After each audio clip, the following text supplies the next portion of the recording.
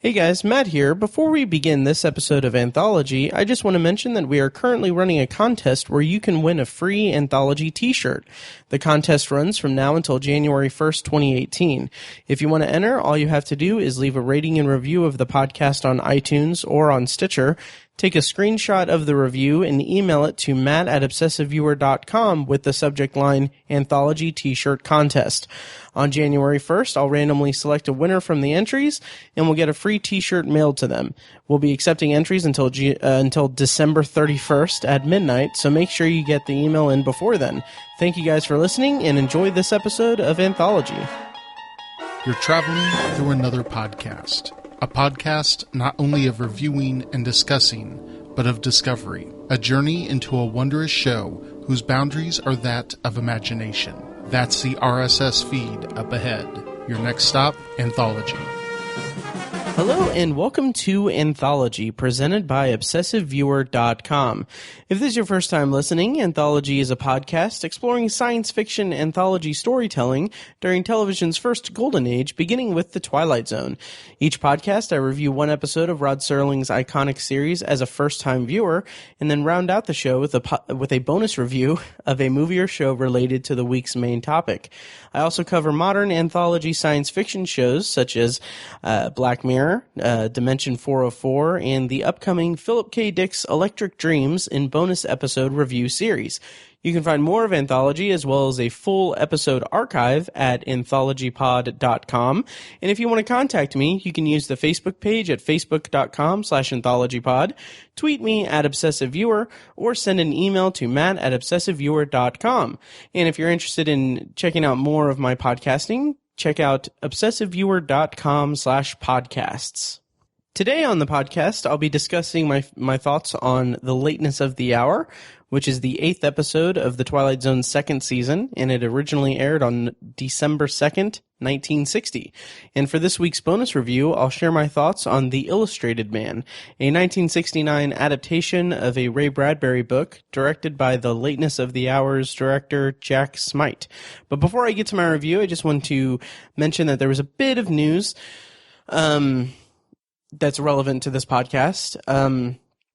Back on the 20th of November, Amazon revealed that the launch date for its upcoming big-budget sci-fi anthology show, Philip K. Dick's Electric Dreams, they announced that it's going to be launched, it's going to launch all 10 episodes on January 12th. So that's pretty soon. We've got about a month and a half to go before that, so I'm really excited about it.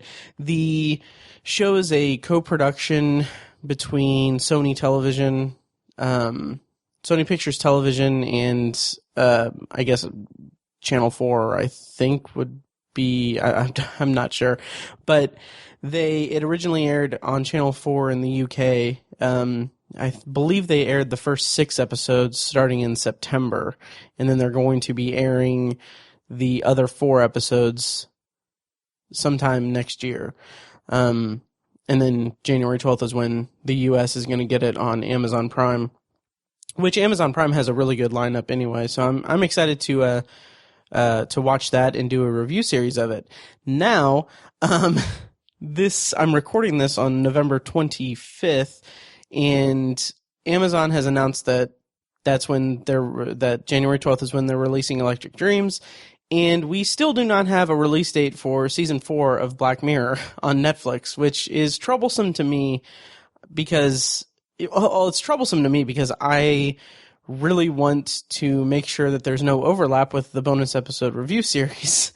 So I want to review Black Mirror season 4 and then be able to review Electric Dreams without them overlapping or without, waiting months after it's released. So hopefully Netflix announces a release date for Black Mirror Season 4. They've been posting a ton of, the past couple of days, they've done individual episode promotions. As of this recording, yesterday was Black Friday, and they revealed a poster for the episode titled Archangel, and then just today they released a trailer for that specific episode.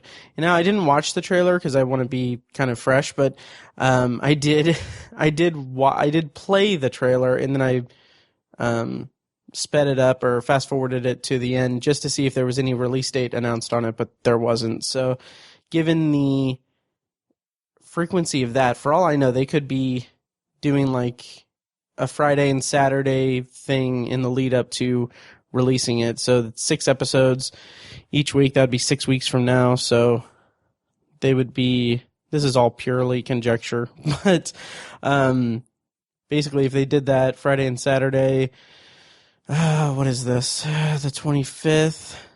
We'd be looking at them ending this type of promotion, Friday and Saturday release of poster and trailer. It would end on December 30th. So maybe January 5th we might have have it released, which, I mean, I could deal with that. I don't know. But anyway, we'll find out soon enough, I'm sure, but it's just bothersome to me that we're waiting for the release date for season 4 of Black Mirror.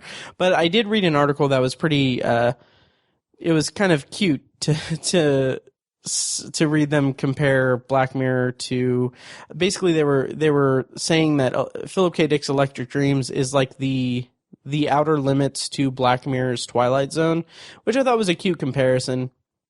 And maybe there's a whole bonus episode to be had about Black Mirror, comparing the Black Mirror to the Twilight Zone, but I don't know. I'm obviously not an authority on the Twilight Zone yet, so, I mean, we'll see. But anyway, that's neither here nor there. January 12th, I will start my bonus review series of Electric Dreams, and it'll be on Amazon Prime, and that's super exciting.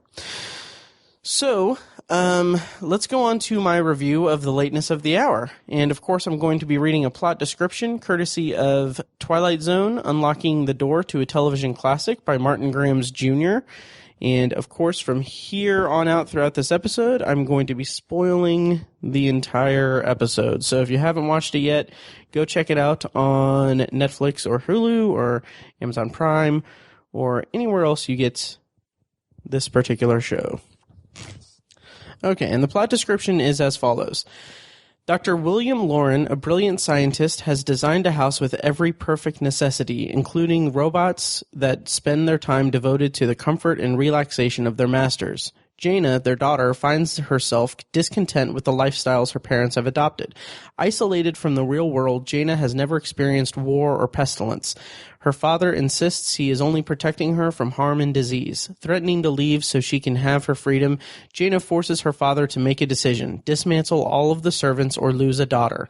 Choosing to keep the daughter he loves, Dr. Lauren orders the servants downstairs for termination. Hours later, Jaina is extremely happy, suggesting the family go on vacation, and if Jaina is lucky, find the right man and get married and have children. This proposal forces Dr. and Mrs. Lauren into a situation they hoped would never come, a truth she would not accept.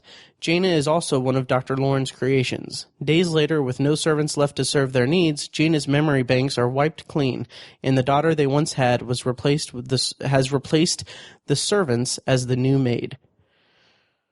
This episode stars Inger Stevens, making her second and final appearance on The Twilight Zone. She previously starred in The Hitchhiker as Nan Adams, and I'm sad to see this to be the last one, because I really enjoyed her performance both in this and in The Hitchhiker. And as Dr. Lauren is John Hoyt. This is his first of 2 Twilight Zone episodes. The next is Will the Real Martian Please Stand Up? And he also appeared in 1 episode of Serling's series The Loner. And he was also in 3 episodes of the 1960s Outer Limits. And he is he's noted as being one of the very few actors to have appeared on both the original Star Trek series and the original Battlestar Galactica series. So that's pretty interesting. And rounding out the cast as Mrs. Lauren is Irene Tedrow. This is her second and final Twilight Zone appearance as well. She previously appeared in Walking Distance, and she also appeared uncredited in a 1958 TV movie that was co-written by Serling titled Saddle in the Wind. And as far as other sci-fi anthology shows, she also appeared in one episode of One Step Beyond in 1960, and that episode was titled The Lovers. And writer for this episode was Rod Serling, and I couldn't find any trivia about the writing of the episode or anything that he said about the creation of this particular episode. Director for this episode is Jack Smight, making his second of 4 directorial efforts in the Twilight Zone. He previously directed the episode The Lonely, and the next episode he'll be directing is here in a couple weeks. We're going to cover The Night of the Meek. So going into my feelings about the lateness of the hour as a first-time viewer, before seeing the episode for the first time, I really knew nothing about the episode. I just knew the title. And in my notes it says the title makes me think it takes place at night, so wasn't off about that. And I had seen whispers about it being the first episode that was shot on videotape. So in season 2, they, I believe it was the network, CBS had ordered them to cut production costs a little bit, and they did an experiment where they filmed, I believe it was 6 episodes on tape instead of film, as a cost-cutting measure. And there were a couple benefits to that, or really, I think only really one benefit of it was that, first of all, it was cheaper, obviously, and second of all, they were able to edit it quickly, as opposed to having to get film developed and everything. But it was at the detriment of the episode, or of the visual quality of the episodes, which, I mean, I'll go ahead and comment on that now.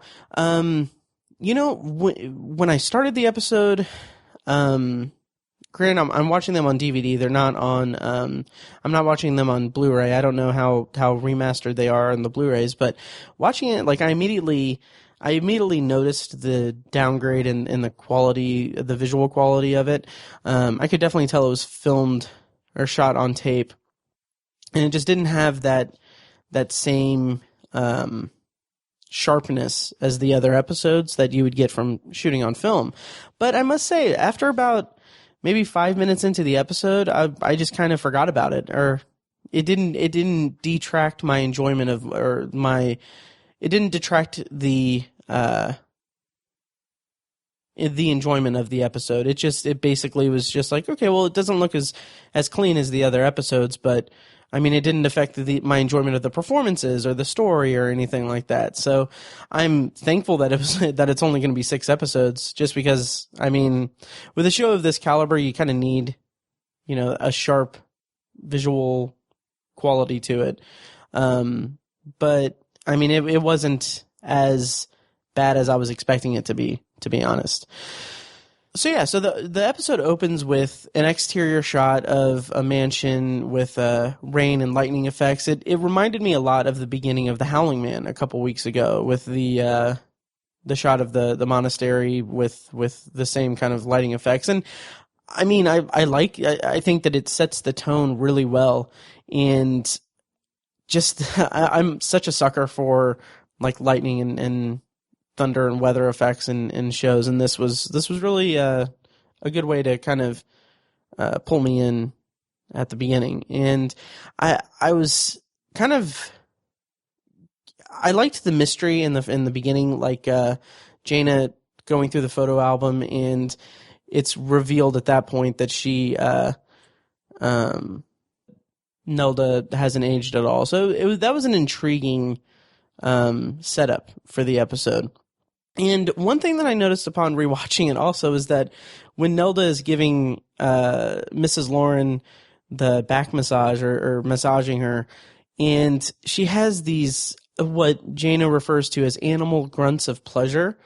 And I was kind of surprised, given that this aired in 1960, I was kind of surprised that they were able to get away with those types of sounds, because honestly, it honestly sounds almost orgasmic. Like the pleasure, there's such a kind of a,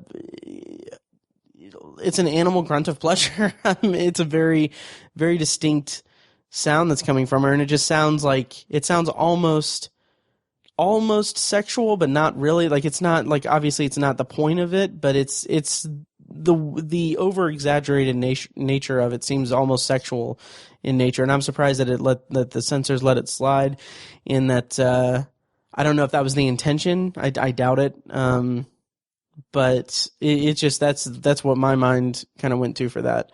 And at that point, I was kind of wondering, because at that point I'm thinking like, okay, well, everything in this house is designed for a perfect life, and it made me wonder just what is this episode getting at. And at that point, I'm also thinking like, oh yeah, the video quality isn't that bad. And then the part that really hooked me into this episode, or the part where I was just like, okay, I'm on board. Let's do this, was that Jaina was upset that they don't do anything as a family, or they never leave. And I got the express indication, or the express idea that she is trapped there. And at that point, I was hooked pretty well into the story at that point, but it also kind of felt like we had jumped into the second act of a story that was already in progress. And I don't mean that in a negative way, because that can really just, if that hooks you the way that her, like the kind of revelation, or the kind of subtle revelation that she's kind of trapped there and they never leave, that just feels like, first of all, that kind of feels like the end to its own Twilight Zone episode. But also, if that hooks you, then jumping into the second act of a story in progress can be really really engaging and really kind of immerse you into the story. Which I wouldn't say necessarily that it immersed me too much, but it did kind of feel like, okay, well, I kind of feel like there's more that could have been set up for it. But it didn't detract from the actual enjoyment of it.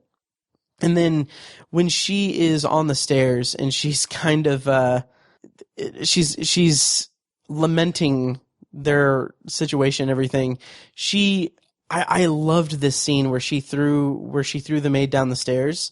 I love that for a couple of reasons. One is that it's such a surprise, like it's such a kind of a shock, like, oh my God, this girl is unhinged. She's like, in that split second you think like, holy crap, she's really kind of off her reservation. And then like just she's off the deep end, and just because she threw someone down the stairs. Now then, the second thing that I thought in that moment, and this is all taking place in just a very small window of time while watching this episode, is that the effect, I guess, or the way that scene was shot with her falling down the stairs, like you watching that, like you feel the pain, like it looks incredibly painful. Both taking into consideration the look of the fall, like I don't think there's any break, or there might be a break or a cut in the scene, but it feels like seamless. Like it feels like a genuine, like, oh, this person is falling down the stairs. Like it feels like a genuine stunt, and not anything that's no camera tricks or anything like that. It just feels very, very authentic. And so that just looks painful. And then we get the amazing kind of button to that little sequence when the maid just smiles. And it is so creepy. Like that is such an unsettling thing. That's our reveal that this episode is, that everything is not at all like it as it seems. And it also is the reveal that they're going to tell us exactly what's going on, and we're going to get something even more disturbing later on. But just the way she smiled is so messed up, and it kind of got under my skin a little bit in a good way. So then we learn that they're machines, they're robots. At this point, we're already kind of into the episode, and then we finally get Serling's narration at that point. And I love the description of it as a menagerie of machines. I thought that's kind of a beautiful summation of what it is. And so that's the revelation that, this is a house full of robot servants that Dr. Lauren has perfected so that he and his wife and his daughter can have a perfect, carefree, shielded life from society and everything. Honestly, this entire setup made me think of M. Night Shyamalan's The Village, which M. Night Shyamalan is a bit it's tough. It's tough to be him. He's had some pretty bad movies, and he's kind of become, at one point he was kind of the butt of a lot of jokes, and then now he kind of turned it around with Split, and he's coming out with Glass in a year or so. But anyway, the concept of this episode reminds me of The Village for a variety of reasons.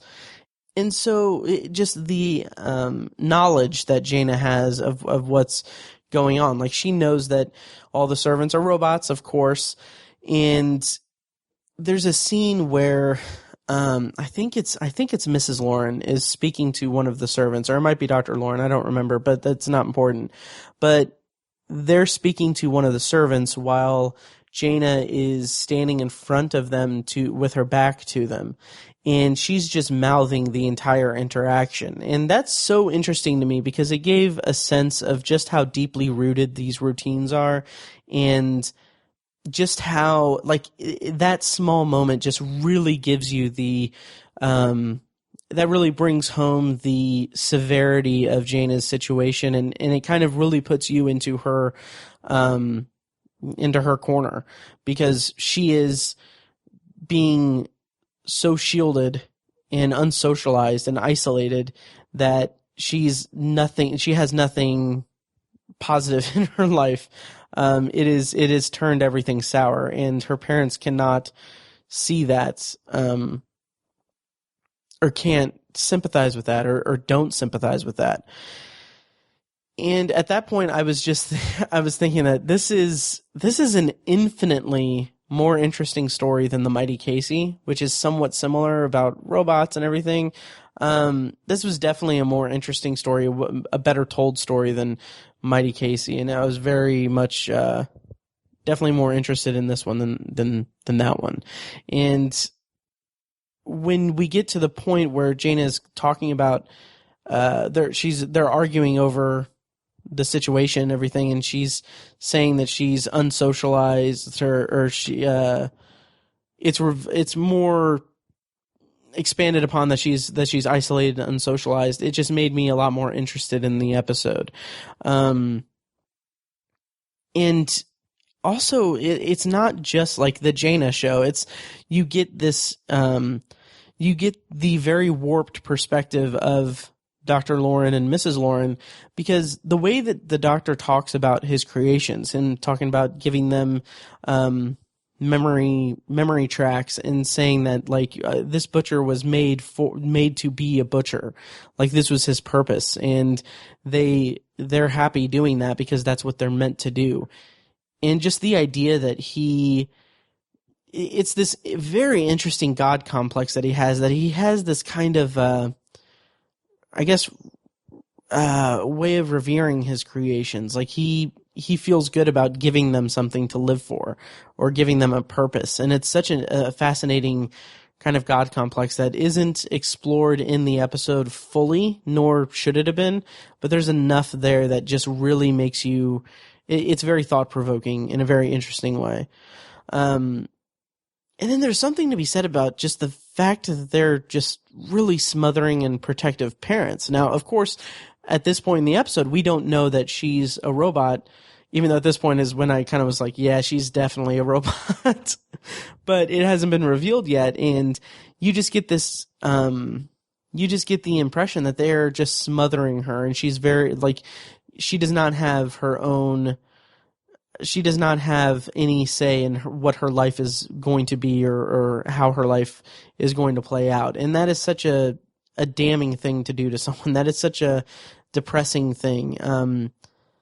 Just the idea that they are exercising complete control over her, it's kind of a disturbing thing. So on one hand, you have the doctor being this godlike, or having this God complex, and then he's doing the same thing to her, which at this point we don't know that she's a robot, but just the idea that the concept of a man so taken with his creations that he would impart that that sense of control onto his offspring, so that she is isolated and alone and unsocialized with society and everything, is a disturbing thought. And then I really love Inger Stevens' performance, because the moment where she starts kind of pleading for her freedom and for a worthy life that is not lethargic and sedentary,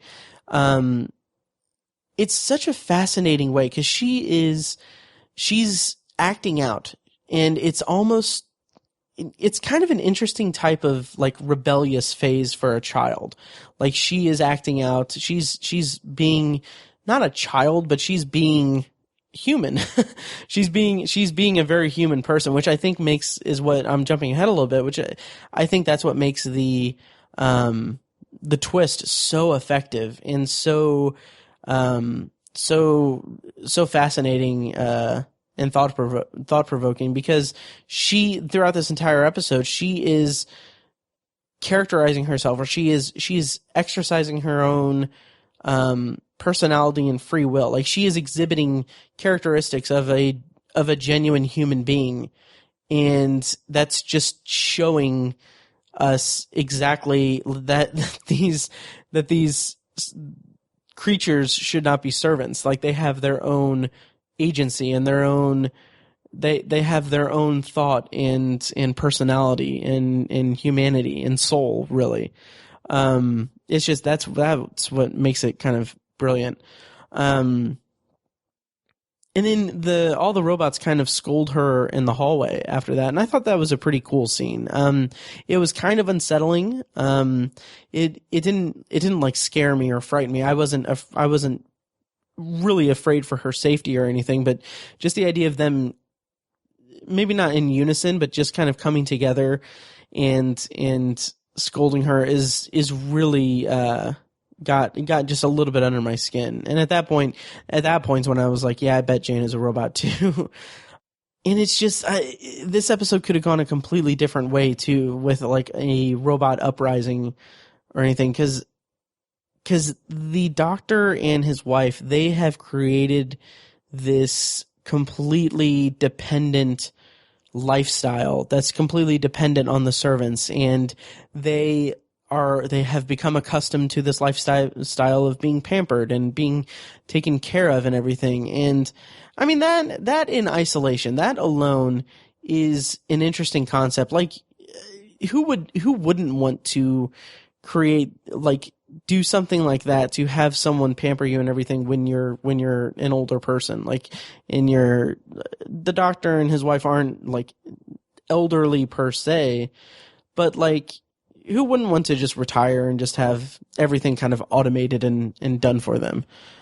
But also, in doing that, they hold so much power over them. Like, this episode could have easily become like a robot uprising, murdering the family kind of thing, and then leaving. But fortunately, it was more contained and everything, so it doesn't disappoint me at all.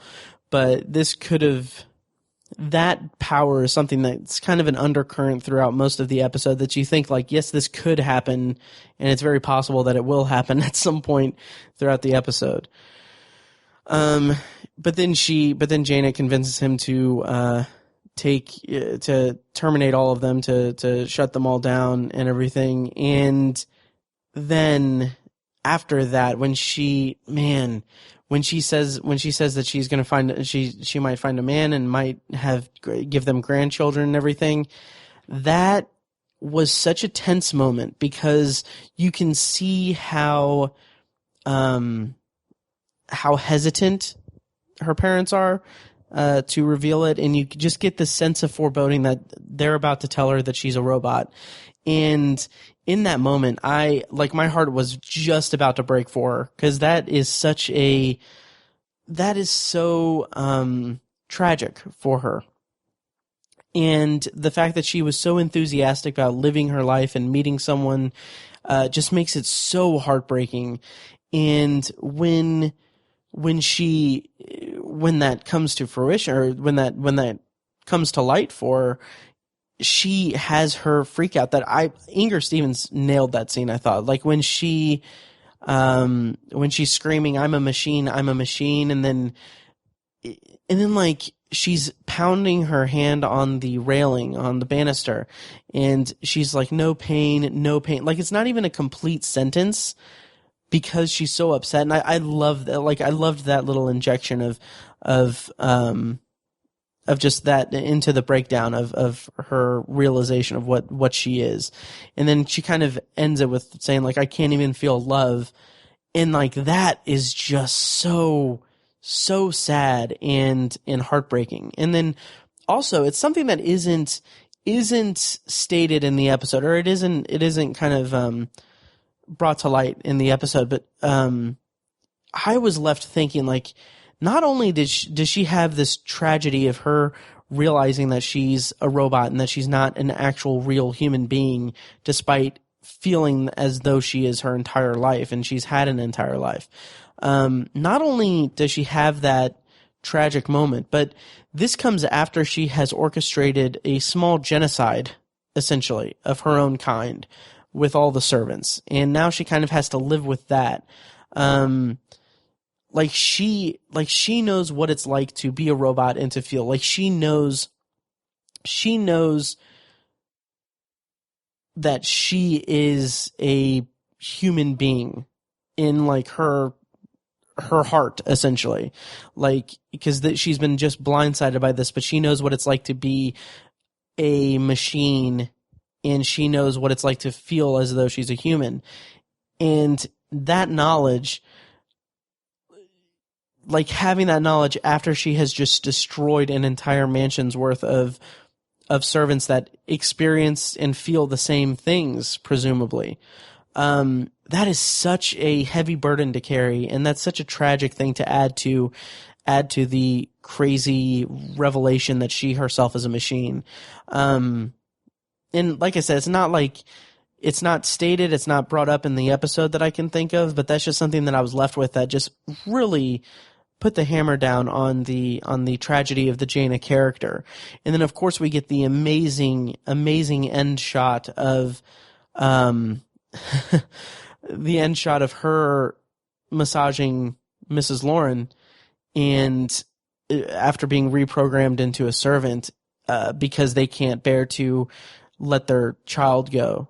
And that is just such a morbid ending to this episode. Like, in general, like overall, I thought that was just a really great and compelling ending.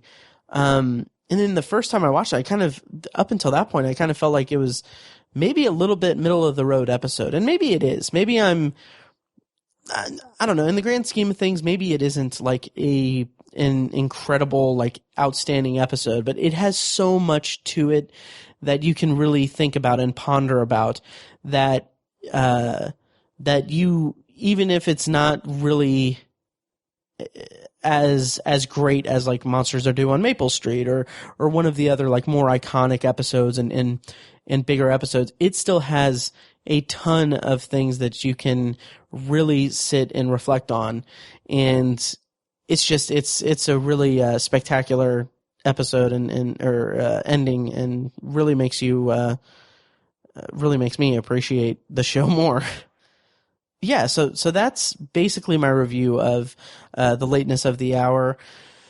And I have a little bit of trivia here about it. And let's see. So I'm kind of shooting myself in the foot, or I'm kicking myself, I should say, because I realized way too late, after I'd already rented the Illustrated Man on Google Play, that I should have gone with Blade Runner as my bonus review for the episode.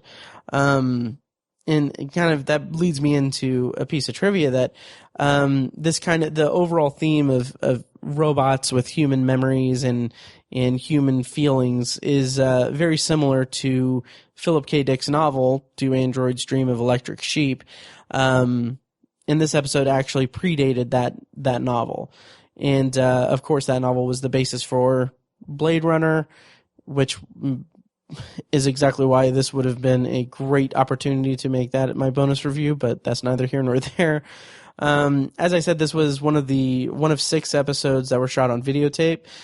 Let's see, the next episode, they were shot in production order, obviously, and then they were broadcast in different orders. I believe that the next one is Static, which is going to be later this season, or obviously later this season. Oh, wait, no, that's not that was the second one that was shot.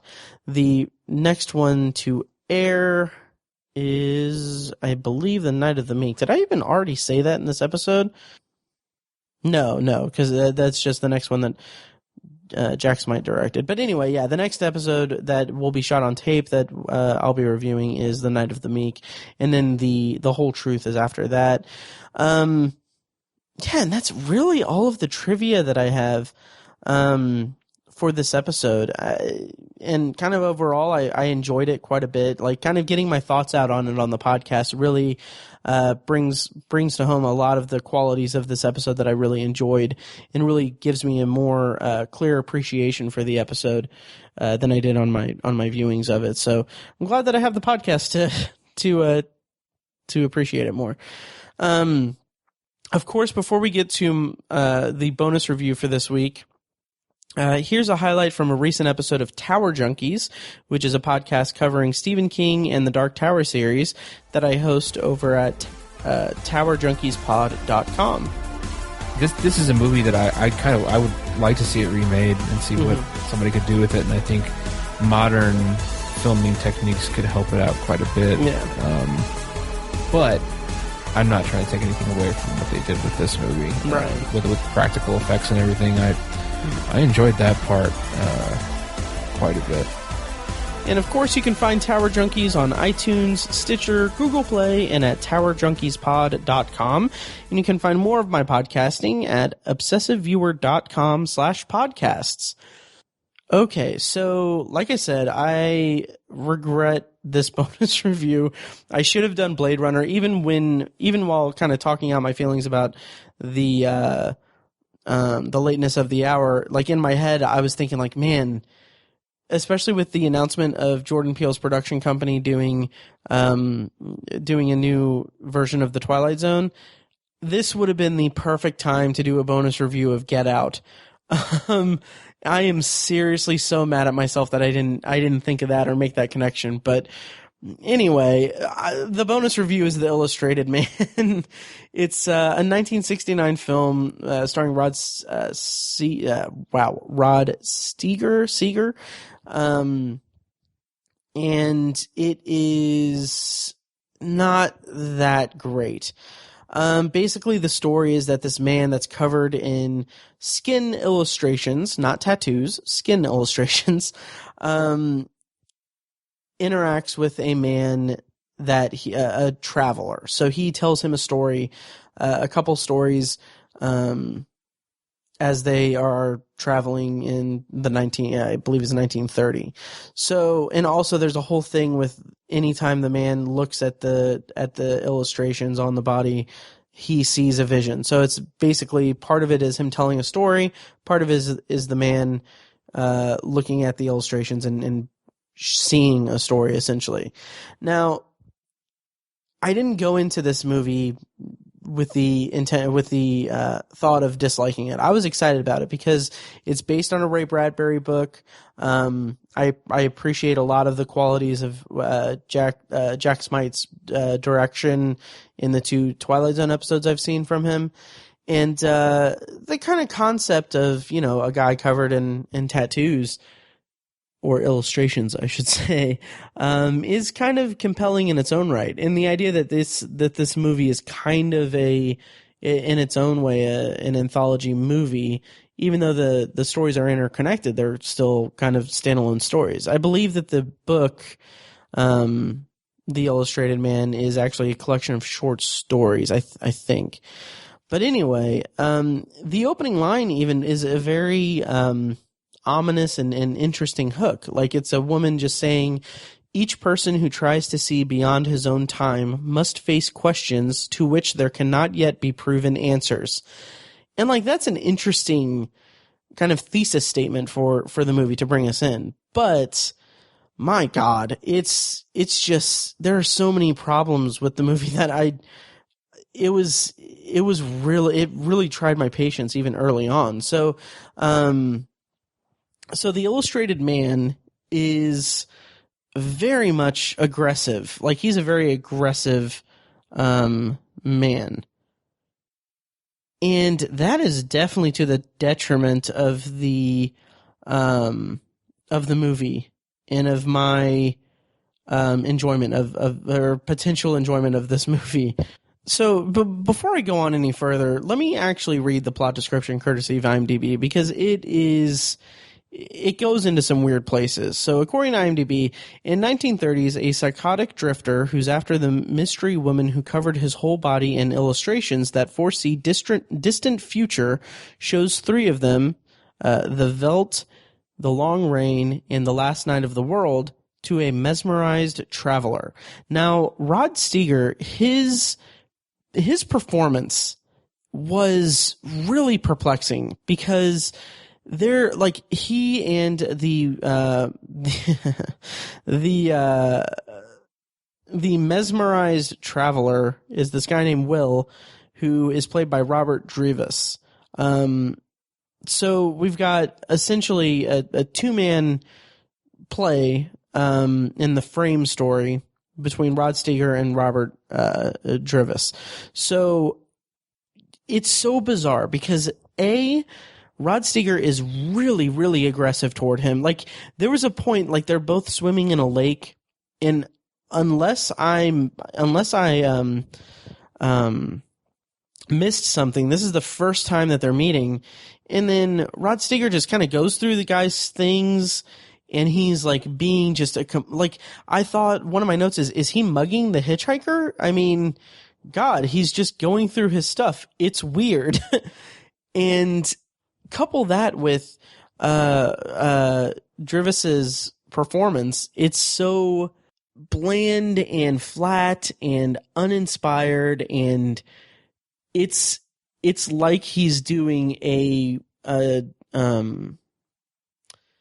I don't know. I really don't. It's like he's just doing. It's like he's just reading the lines.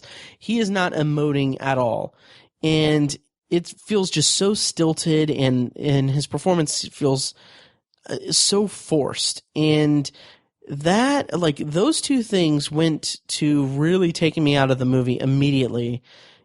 And then couple that with the kind of blocking and editing, like, it feels like really off.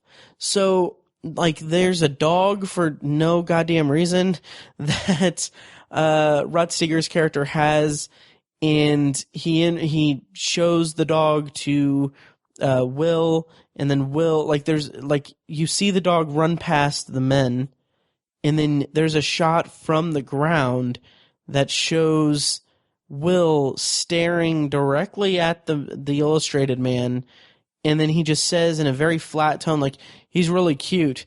And it's like, you're not even looking at the guy, you're not even looking at the dog. Like, it's, and that, like, that's an example of how the movie was shown throughout how most of the scenes were kind of filmed throughout the movie. And it's just really, really jarring, and really took me out of the movie. And then we get kind of one thing that kind of tried to reel me back in was that we get a scene where the Illustrated Man is telling Will that, like, okay, well, have you seen this house with the sign that says Skin Illustrations? I'm looking for this house and I can't find it. So that's interesting. Like, why is he looking for the house? That's an interesting hook. The problem, though, is that Rod Steiger is really, really intense about it. And so much so that he's almost interrogating Will. And it's so forced and over the top that, like, I have no idea why he was so intense about everything. Like, a little bit of intensity in that moment could have gone a long way to make you really interested in, like, his journey and what he's going to be doing and everything. But when you just have this guy going to 11, it's like, it just takes you away from it. So anyway, that's the frame story. you get then some flashes of future events that are being depicted through the illustrations. And just that idea just made me think of Moana. And but that's neither here nor there. But yeah, the visions are interesting.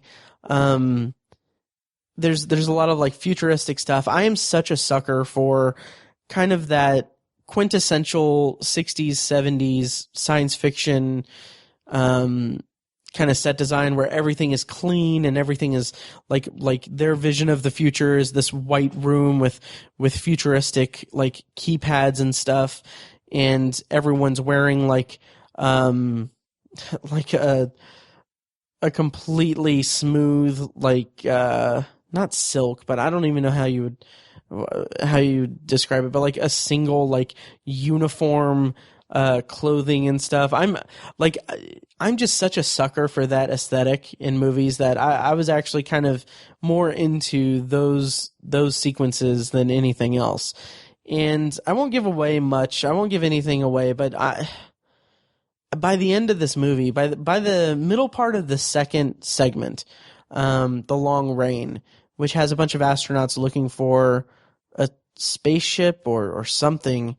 They're stranded on a planet in the rain for 7 days. First of all, the costuming and the effect of the rain is pretty interesting, but everything about their story and the kind of mystery around what they're doing and everything is so mediocre and uninteresting, and it didn't hook me. And like I was falling asleep by the end of this movie. Then finally the final like segment is interesting enough. Like the whole movie is kind of contingent on two characters' relationship on screen. And I mean, they did fine, but it wasn't interesting enough to me. And like the stories are all kind of interconnected, and I just was struggling to keep my eyes open, really.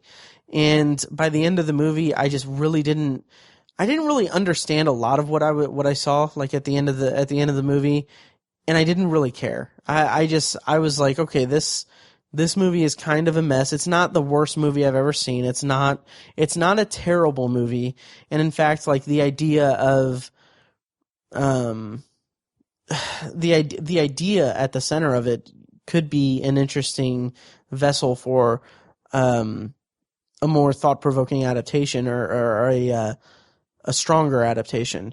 But just the execution that we got with this one is just really uninteresting. And I kind of skipped over that first segment. The first segment was actually pretty interesting. It was a futuristic story of the male and female lead and their children, and kind of fretting over their children's mental health.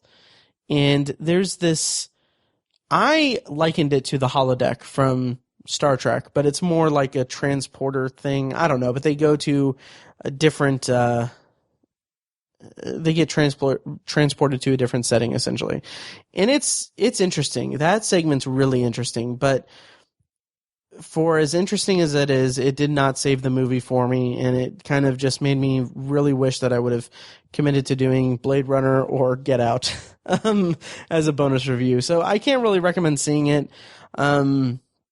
It's just interesting, or it's not interesting. It's not even interesting. It's just it's kind of a forgettable, kind of sloppily made movie with some just absolutely horrendous acting from the guy playing Will. Like there's a scene where early on when the illustrated man is telling him a story and he is showing him the illustrations on his body, and then the guy playing Will just says, "That's the most amazing thing I've ever seen." And my read of that sentence right now that you just heard is 1,000 times more emotion than he put into that read.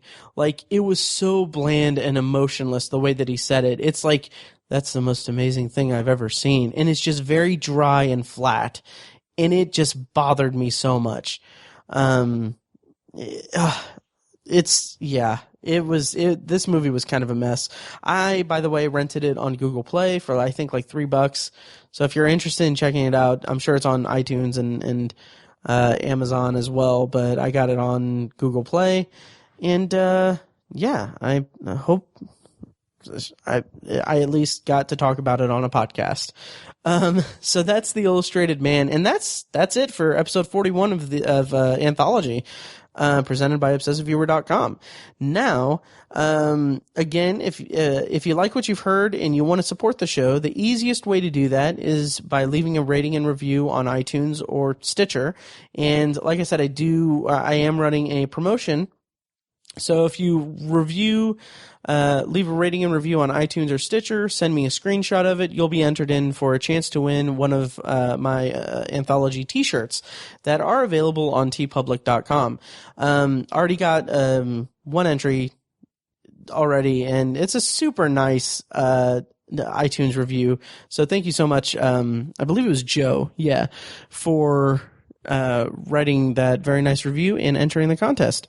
So if you want to steal a shirt from him or steal his chance for getting a shirt, it was Joseph did it. Then go ahead and leave a rating and review and enter into the contest. So I do just want to read his review real quick. He says, great show, 5 stars. Says, Matt does a great job introducing anthology shows. He clearly has a love and passion for the material as he discovers it. His reviews are insightful for both the Twilight Zone and other shows. I discovered other shows like Dimension 404 from him. His collaborations with others in the space are great too. So thank you so much, Joe. I really do appreciate that. Good luck with the contest.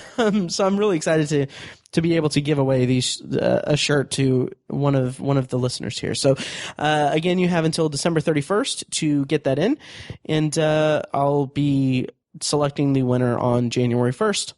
So next week on the podcast, and also you can donate to the podcast through PayPal by clicking the donate button on anthologypod.com, or to become a recurring patron on Patreon, go to patreon.com/obsessiveviewer.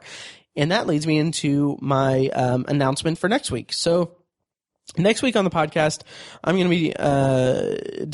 to be reviewing The Trouble with Templeton, which is episode 9 of season 2. And as I'm saying this out loud, I don't know if I said this on the last episode. I've been podcasting a lot this Thanksgiving weekend, guys. So the bonus review for next week's episode is going to be Sunshine.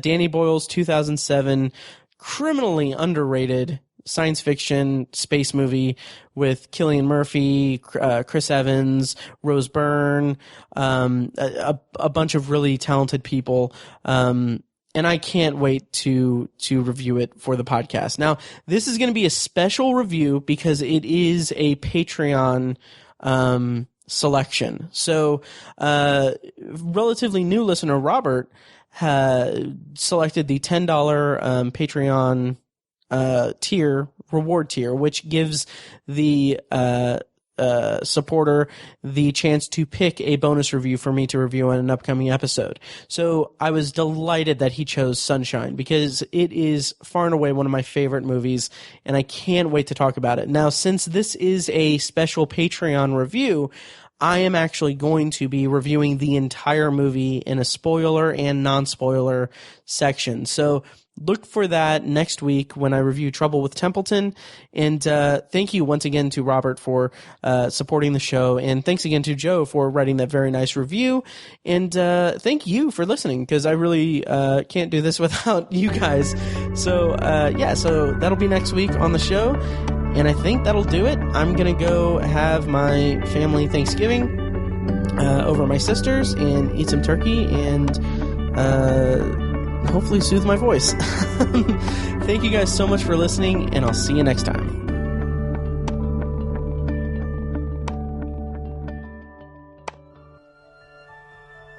Thank you for listening to Anthology, presented by ObsessiveViewer.com. For more of Anthology and a full archive of my episodes, go to anthologypod.com. And if you want to help support the show, the easiest way you can do that is by leaving a rating and a review on iTunes. You can also make donations to the show courtesy of the donate link in the show notes of each episode and on anthologypod.com. For recurring donations, you can become a patron at patreon.com/obsessiveviewer and just choose one of the Anthology reward tiers. If you enjoy Anthology, feel free to check out The Obsessive Viewer, a weekly movie and TV podcast I host with my friend Tiny and occasional guest co-hosts over at obsessiveviewer.com. You can also join the Obsessive Viewer Facebook group at facebook.com/theobsessiveviewer. For book reviews and commentary on the world of reading, check out our sister site at obsessivebooknerd.com. And for philosophical discussions from a secular viewpoint, check out my friends Chad and Amanda at thesecularperspective.com. Finally, if you'd like to contact me with your thoughts on the show, my reviews, my bonus reviews, or for any other reason, you can tweet me at obsessiveviewer, send me an email at matt@obsessiveviewer.com, or send me a message on Facebook and like the Facebook page at facebook.com/anthologypod. Once again, thank you guys so much for listening, and I'll see you next time.